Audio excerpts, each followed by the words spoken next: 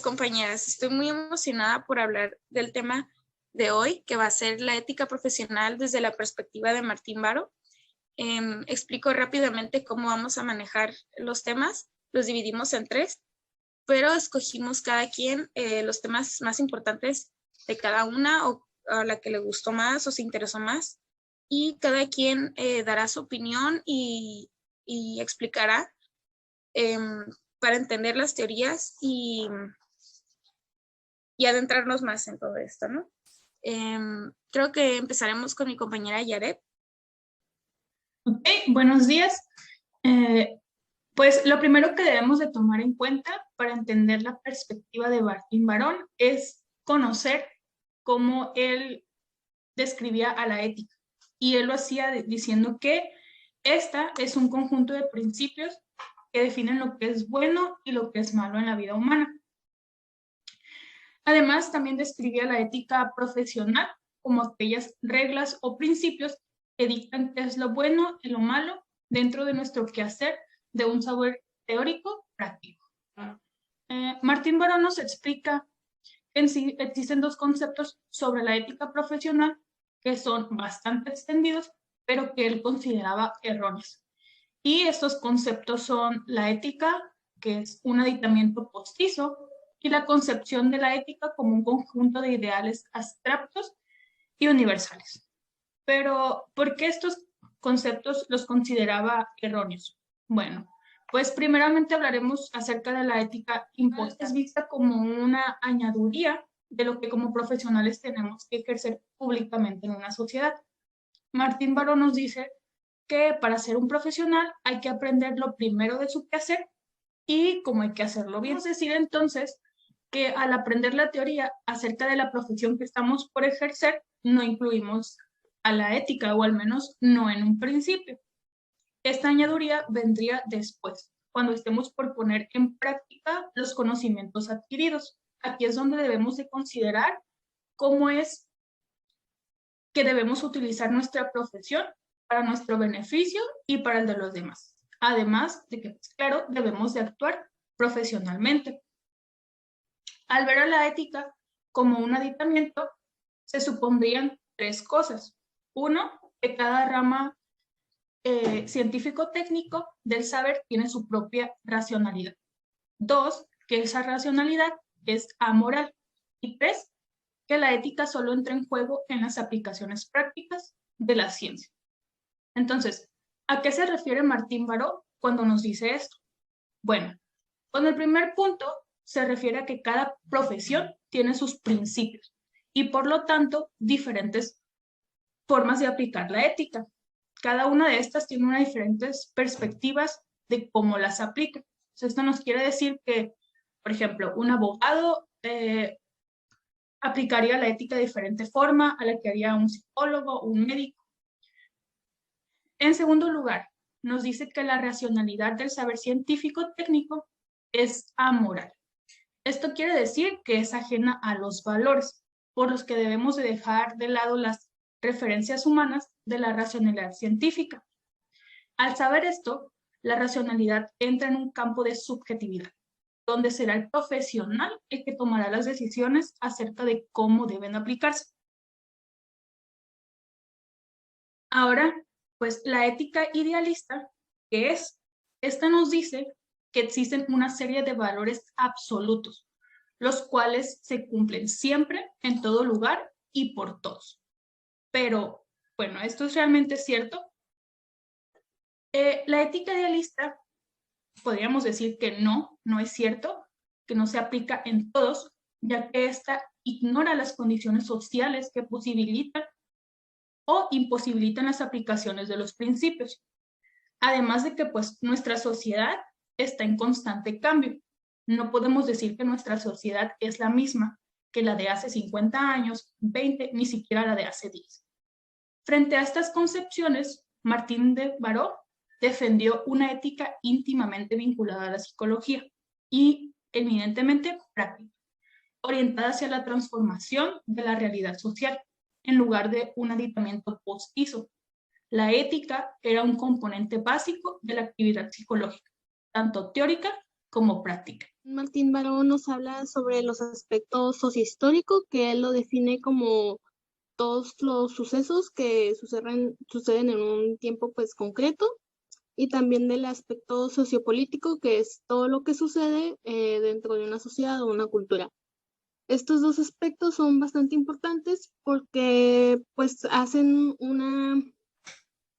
pues nos crean una generalidad, pero también una particularidad, ya que pues lo que significa un hecho, lo que significa para una cultura o para una sociedad o una clase social es muy distinta para otro tipo de clase social u otra cultura.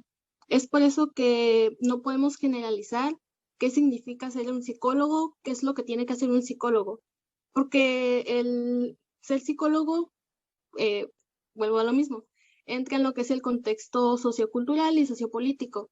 Ser psicólogo aquí en México, en donde todavía se tiene muy arraigada la idea de que el psicólogo es nada más un loco más, a otra sociedad en la que el psicólogo pues está visto como alguien que pues va a ayudar. Es por eso que también las prácticas que llevamos a cabo o que se llevarían a cabo como psicólogos tiene que tomar en cuenta todos estos aspectos, los aspectos de la persona también. Por ejemplo, pues podemos estar dando terapia a una persona de otra cultura y pues tendremos que adecuarnos a eso. No podemos simplemente utilizar las mismas técnicas para todo o las mismas prácticas porque pues estaríamos ignorando totalmente estos dos aspectos que son bastante importantes. También nos habla sobre lo que es...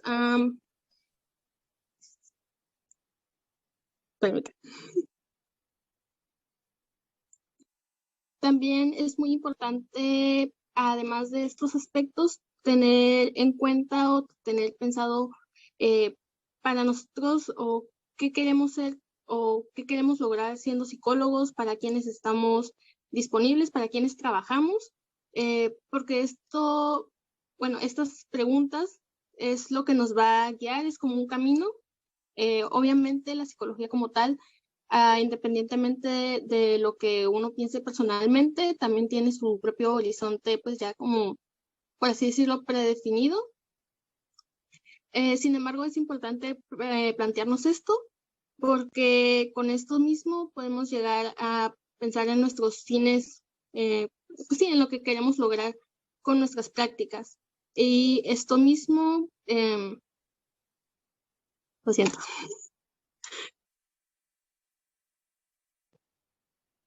Estos fines son lo que le van a dar sentido a todas las cosas que estamos haciendo.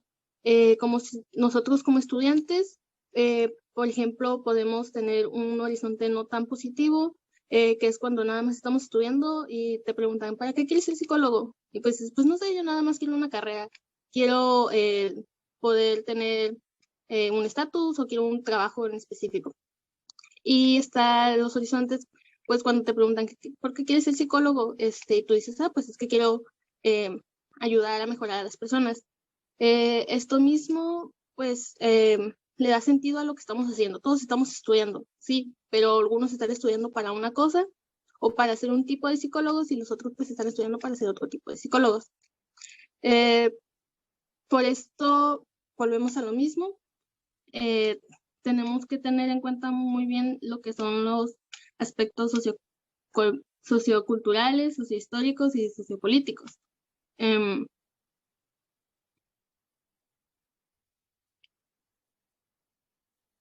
También el tener en cuenta pues los fines que tenemos con ser psicólogos también entra mucho en juego para quién servimos.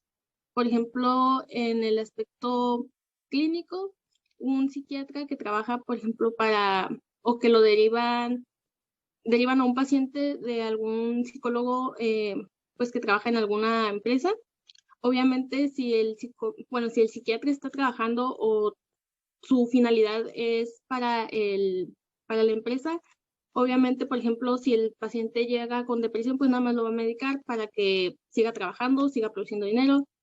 Y en cambio, algún otro psiquiatra que trabaja, pero para el bienestar de las personas, obviamente se va a preocupar para mejorar la vida de la persona y sí, posiblemente lo va a medicar, pero tienen pues tienen dos finalidades totalmente distintas. Y en esto es en lo que recae también lo que consideramos una práctica ética o no ética, o bueno, no tan ética, este aspecto de para quién servimos.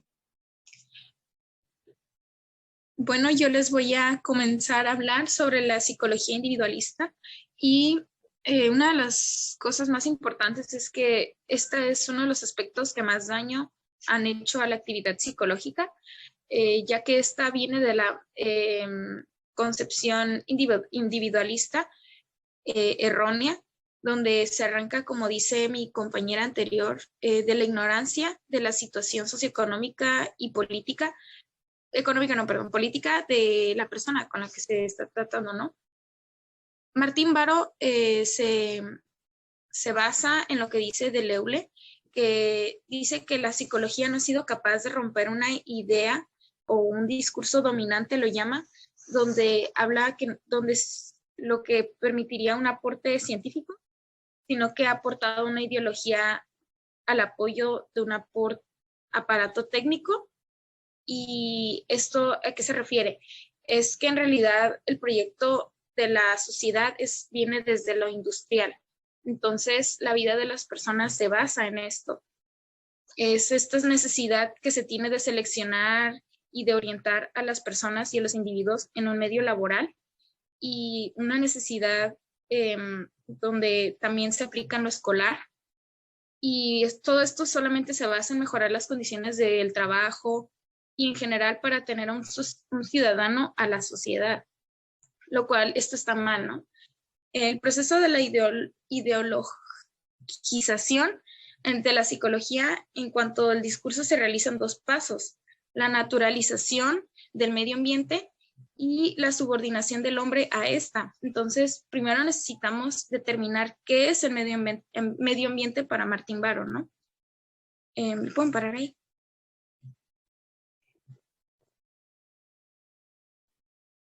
Entonces, el medio para Martín Baró es que se llega a considerar como el medio social, como un medio natural, y por tanto, este se tiene que organizar y orientar a los individuos de acuerdo a las exigencias del medio o del sistema en el que se encuentran. La conclusión que llega de Deleuze es bastante drástica para esto. Lo que dice es que se tiene que cambiar el individuo para no cambiar el orden social, o bien cambiar el individuo con la esperanza de cambiar este orden. Y estos dos polos se despliegan en el trabajo del psicólogo. Aquí es donde entra la psicología y es por esto que es muy importante para la sociedad, ¿no? En el interior de estos límites se sitúa el oficio del psicólogo. Decimos que el horizonte ético de la psicología lo constituye el hombre social y la sociedad humana en sí. Entendemos por sociedad humana una sociedad en la que es posible el pleno desarrollo del hombre y un orden que potencie y dinamice las virtualidades históricas del ser humano como sociedad, ¿no? En la sociedad humana se debe de concebir una forma dinámica entre todos y global, es decir, histórica, que es lo que estaba mencionando anteriormente mi compañera. Los psicólogos intervienen como una dimensión donde se contribuye a configurar la sociedad humana. Aunque sea una persona como individuo, esta afecta en todos los demás como sociedad. Es por esto que es muy importante no tener la idea individual donde son partes separadas, ¿no? Todo se une y es como un engranaje donde todo funciona, y si mueves muchas piezas, esto puede cambiar, ¿no? Esta configuración es dinámica y lleva a fórmulas cambiantes, es decir, la sociedad cambia, ¿no? Y por eso es muy importante entender las situaciones para ir mejorando a la sociedad. Ya que el hombre es un sujeto de las relaciones interpersonales y sociales, como lo dice Martín Baró. Y aunque el hombre es individual, suele ser el objeto inmediato de la actividad psicológica, y su horizonte ético se centra en el hombre en cuanto es miembro de la sociedad en transformación. Ya indicamos antes cómo el individualismo es una visión ideologizada de la actividad psicológica y por consiguiente no puede constituir un objetivo ético. Algo muy importante que hay que mencionar es la estructura de las relaciones se materializa históricamente en las personas. Aquí es donde la psicología estudia de diversas maneras y con diversos conceptos esta materialización personal que, para que la entiendan, esto contiene lo que vienen siendo actitudes, normas, valores o la personalidad en sí, es todo este comportamiento y este hábito, ¿no? De vivir. Todo esto es la materialización de la historia, de la cultura en donde viven. Ahora bien, con esto es muy importante, ya que se puede ver en las estructuras de ciertos gobiernos, se puede notar cómo se trata de controlar y de mantener o orientar a la sociedad de una manera hasta manipular la comunicación social y los procesos educativos también, de acuerdo a las necesidades del status quo, como dice Martín Baró.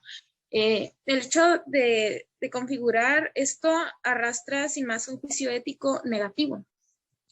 Pero sí es necesario tener un juicio ético, ya que se debe preguntar qué es lo que se objetiva y realmente qué es lo que se persigue.